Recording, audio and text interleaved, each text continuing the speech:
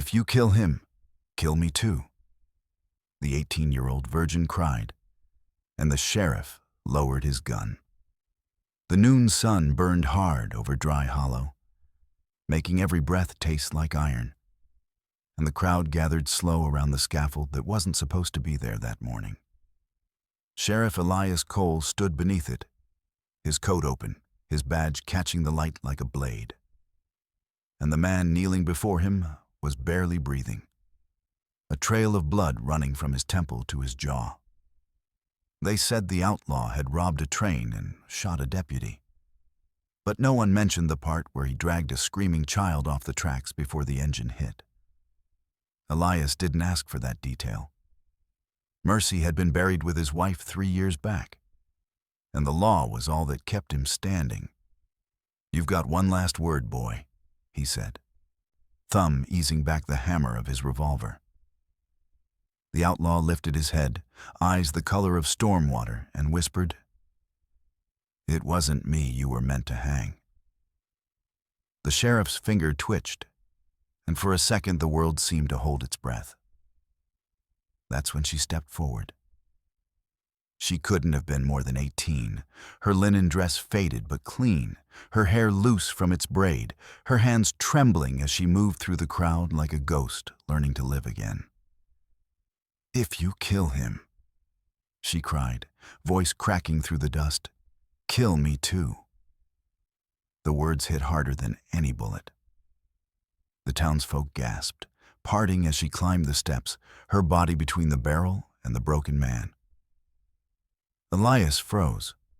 Her face was pale from fear, but her eyes, God help him, her eyes looked like the sky right before rain. "He saved my brother," she said. "The boy on the tracks. I saw it." The outlaw didn't move, just stared at her in disbelief. The sheriff's arm felt heavy, the trigger refusing to obey his will. Around them the wind picked up, carrying whispers through the heat. "You don't know what you're doing, girl," Elias said, but his voice had lost its iron. "Yes, I do," she answered. "I'm stopping you from losing your soul." The hammer eased forward with a soft click that sounded like a prayer. For the first time in 3 years, Sheriff Cole lowered his gun. When the sound of the hammer lowering faded, the crowd's courage vanished with it. Boots shuffled, whispers scattered like dry leaves, and even the flies seemed to pause in midair. Sheriff Elias Cole holstered his revolver, his pulse hammering louder than the church bell. The girl stood frozen in front of the outlaw, shoulders shaking, but she didn't step back. "You can't protect him," a rancher called from the crowd. "He's guilty." Elias turned his head just enough to glare, and the man went silent. Guilt, he thought, came in too many shapes for a crowd to recognize. He motioned to his deputy. "Get him up. We'll hold him till sundown." The deputy hesitated. "You're letting him live?" Elias nodded once. "For now." The outlaw coughed, blood darkening his shirt. "You'll regret it, Sheriff. They always do." "So far," Elias said quietly, "I've regretted everything." He turned to the girl. "What's your name?" "Hannah," she whispered. "Hannah Price." "You got a family, Hannah?" "Just my brother, the one he saved." Her chin trembled, but her eyes held steady. "I couldn't let you shoot him. Not after that." Elias studied her. How small she looked, how certain. It reminded him of someone, a face from before the drought, before the fever took his wife and left the town hollow. "Take him to the cell," he ordered. As they dragged the outlaw past, Hannah reached for his hand. "You'll live," she told him. "I won't let them take you." He didn't answer, but the look he gave her carried both thanks and warning. When the sheriff's office door shut behind them, the town began to breathe again. Reverend Miles approached, wiping sweat from his neck. "You showed mercy, Elias." Maybe that's the start of healing. Elias stared at the gun still warm at his side. Healing doesn't come to men like me, Reverend. It just lingers long enough to hurt. That night, thunder rolled far beyond the hills, promising rain that never came. Inside the cell, the outlaw sat upright, his eyes reflecting lamplight. "You could have killed me," he said. Elias leaned against the bars. Didn't feel right. "You think mercy'll save you?" "No," Elias said. "But maybe it'll save her." He left the lamp burning when he walked away.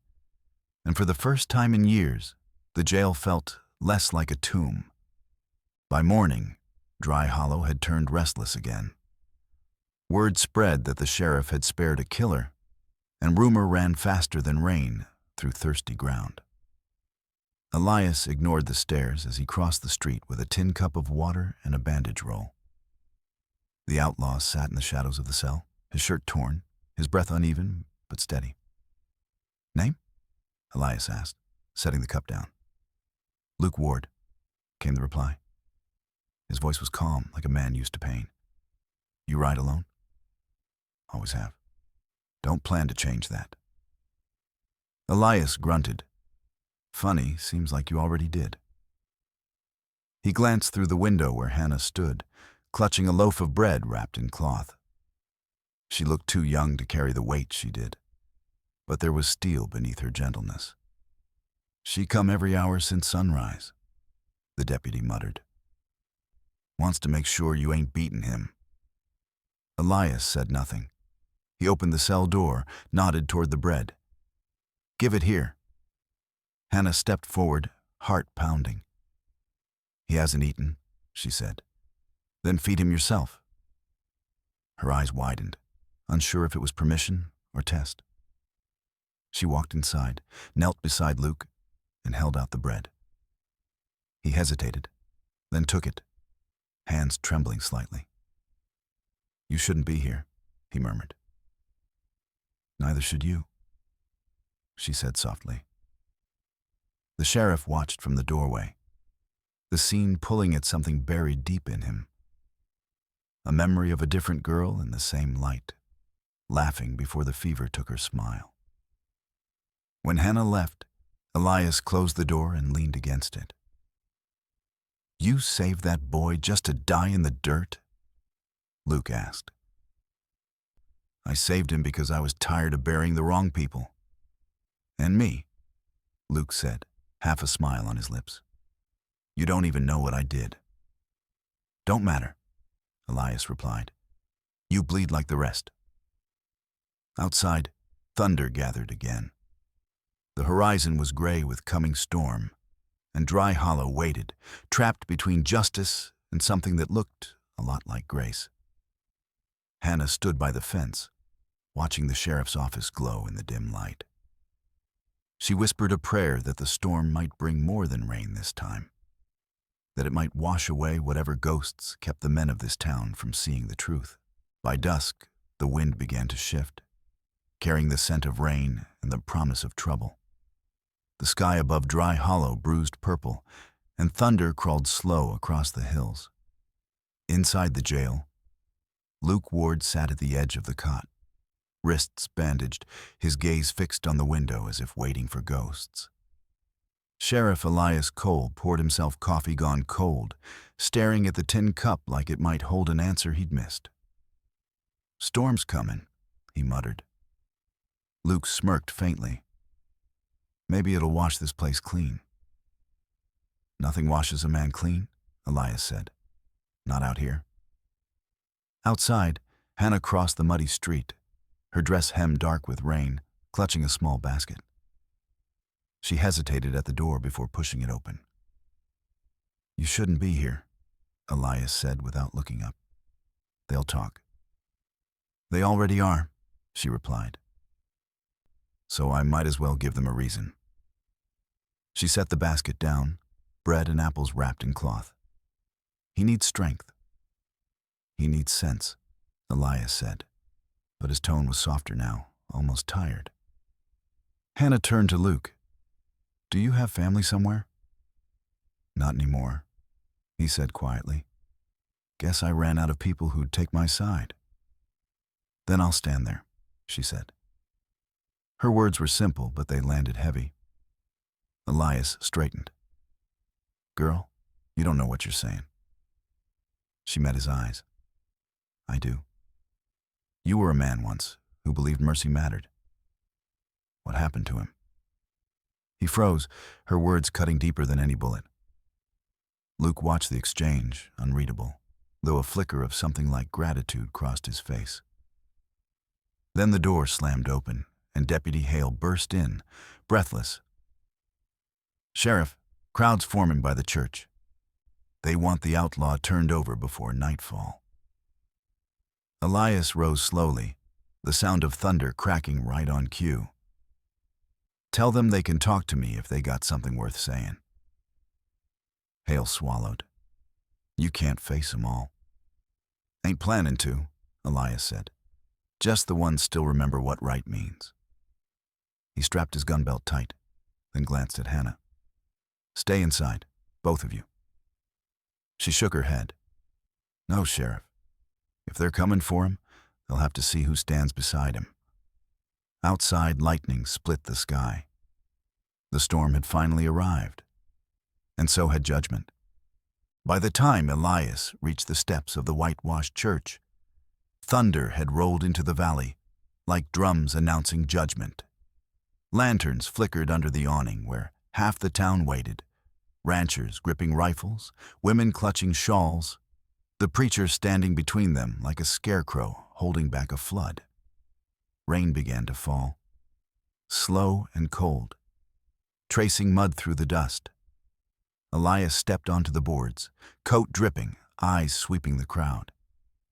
If you came to hang a man, he said, you'll have to look me in the eye while you do it. A murmur ran through the people, but no one met his gaze.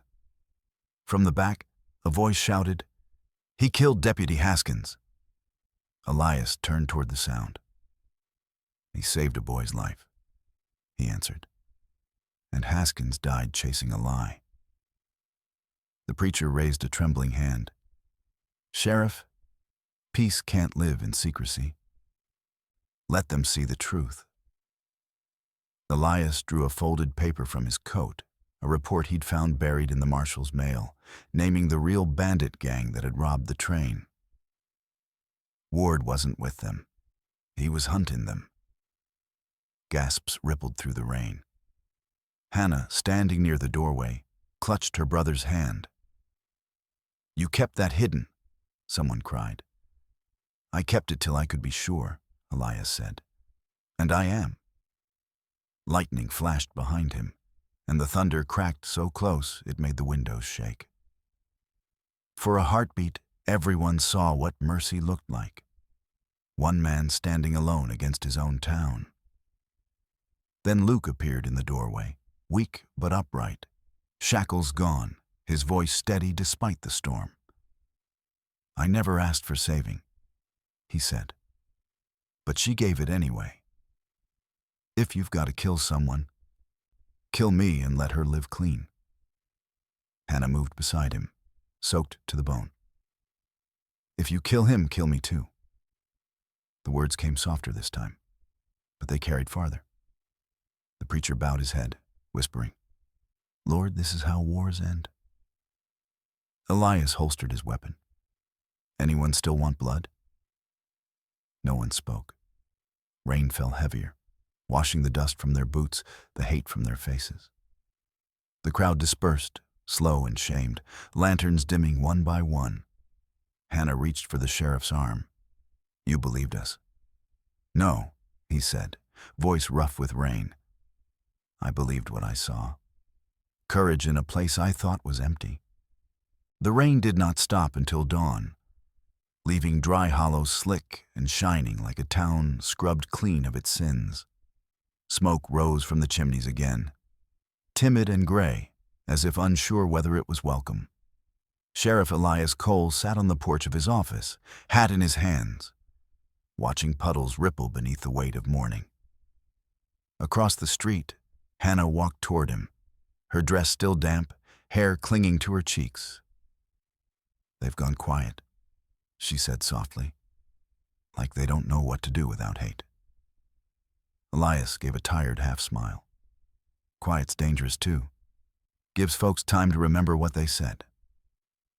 She looked past him to the open jail door. "Where is he?" "Gone," Elias replied. "Before first light." "You let him go?" "Didn't see the point in keeping a man for saving lives." Hannah lowered her eyes. "He'll come back." "Maybe," Elias said, "but not for vengeance."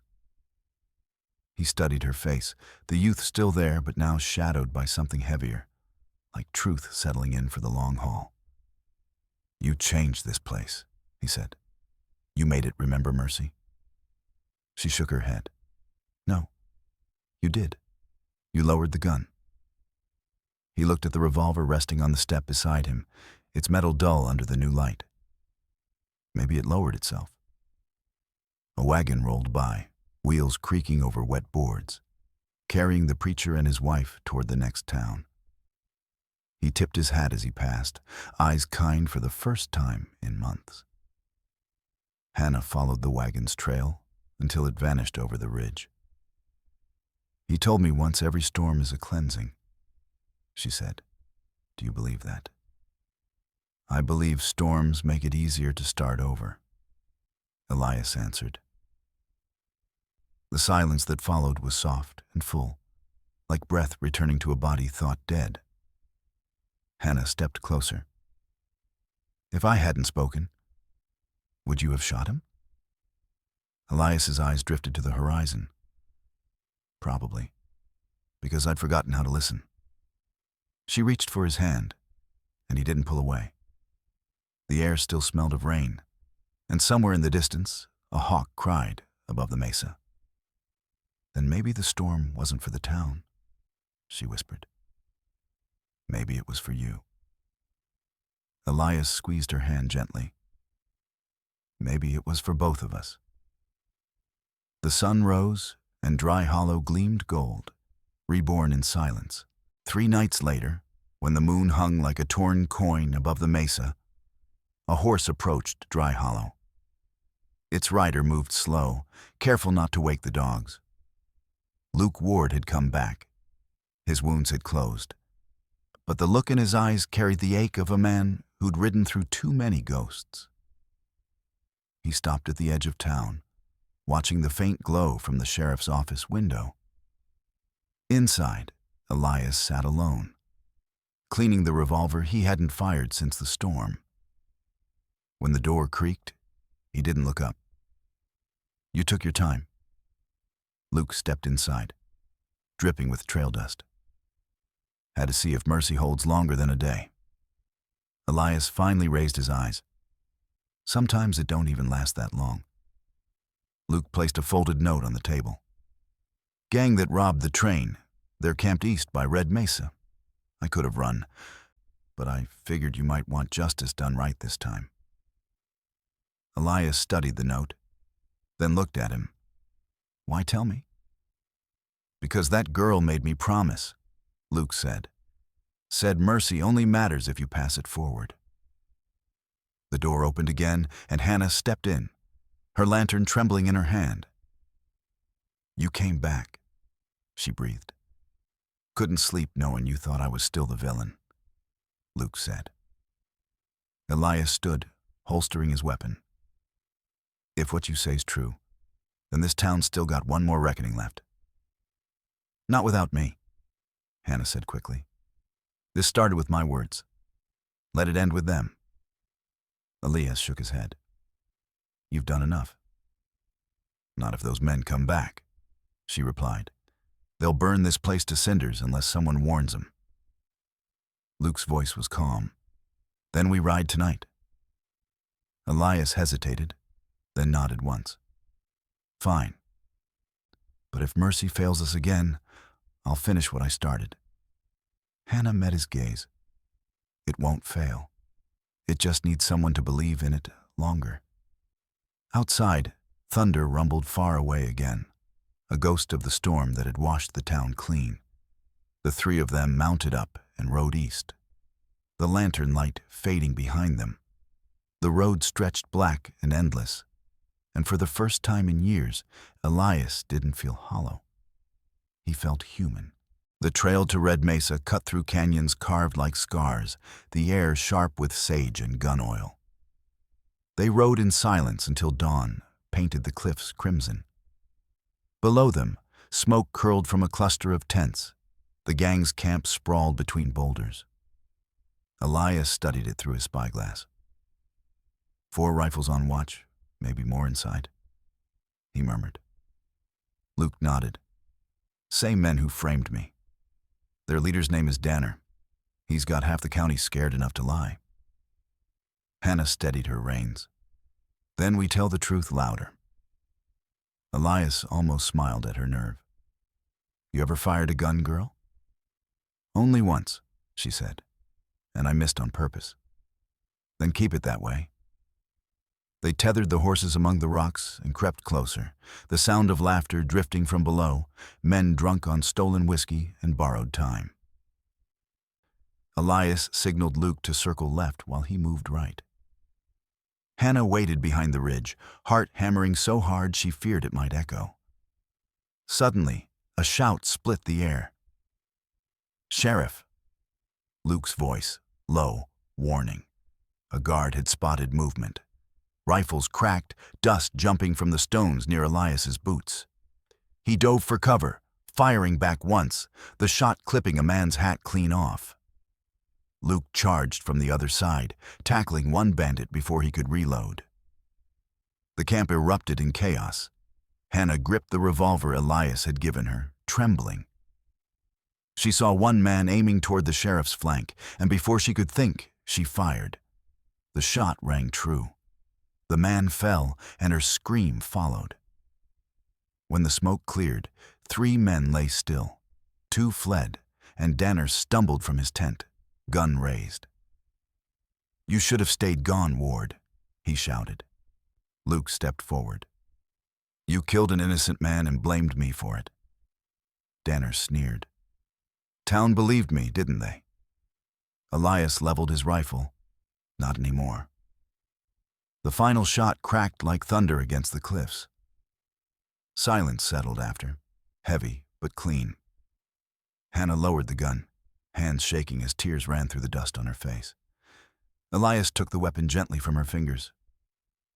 You did what you had to. No, she whispered. I did what you wouldn't. He nodded. That's what makes it mercy. The sun broke over the mesa, flooding the dead with gold. When the sun rose over Red Mesa, it burned the night smoke into gold. The ground was littered with shell casings and broken pride, but the air felt lighter somehow, like something cruel had finally exhaled. Elias stood among the bodies, hat in hand, eyes tired but clear. Luke sat on a rock nearby, pressing a rag against his arm where the bullet had grazed him. Hannah knelt at the edge of camp, whispering a prayer that sounded more like gratitude than grief. It's done, she said quietly. No, Elias answered. It's paid for. He turned to Luke. You'll ride out after this? Luke nodded. Can't stay where I'm a ghost, but I'll carry what you gave me. Elias frowned. And what's that? A reason to be better than I was. He offered his hand, rough and trembling. Elias shook it without hesitation. Hannah rose and joined them, her dress stained with dirt and mercy. You could stay, she said softly.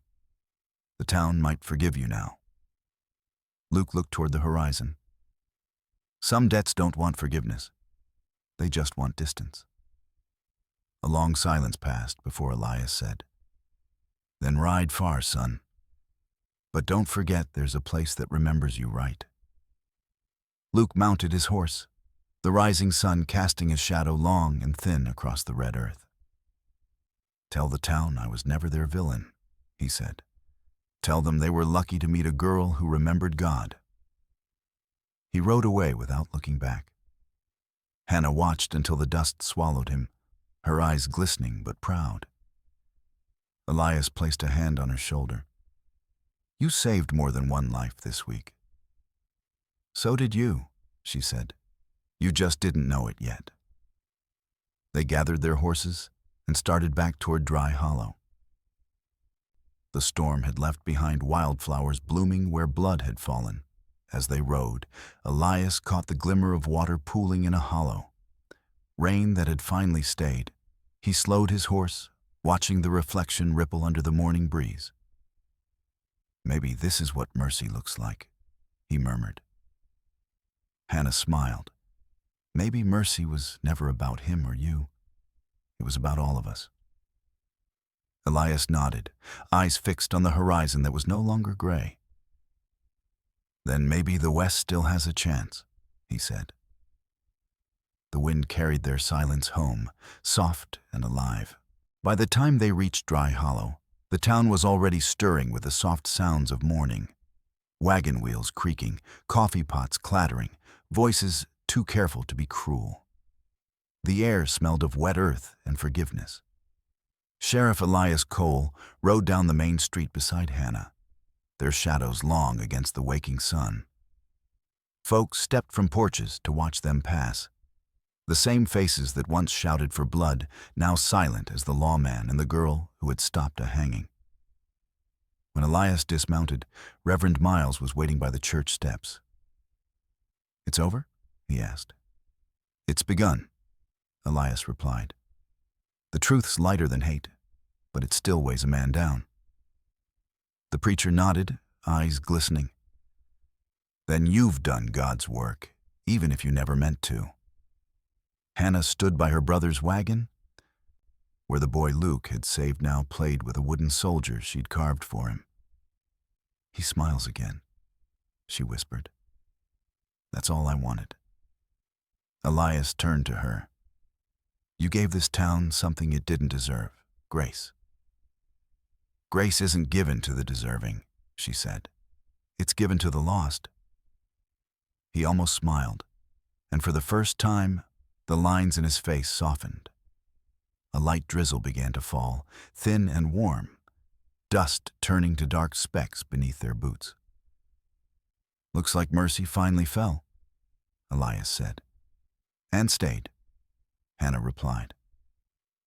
He reached into his coat and pulled out his badge, turning it in his palm until the morning light caught it. Maybe it's time someone else carried this. You can't quit, she said gently. Not after all this. I'm not quitting, he said. I'm just learning how to serve different. He pinned the badge back to his chest, slower this time, like a man finally ready to bear its weight. Hannah smiled, eyes bright with quiet pride. So what happens now? She asked. Now, Elias said, looking toward the endless horizon. We let the land remember mercy before men forget it again. The preacher began to ring the morning bell, its sound rolling over the town like a prayer that had waited too long to be heard. Children ran through the muddy street, laughing under the new rain. Hannah looked up, letting it wash over her face. Elias followed her gaze and whispered, Maybe mercy was always meant to fall on the innocent first. Please like, share, and subscribe to support more true-hearted stories on Crimson West. If mercy could end a war before it began, would you have stood between the gun and the guilty? Tell us in the comments below.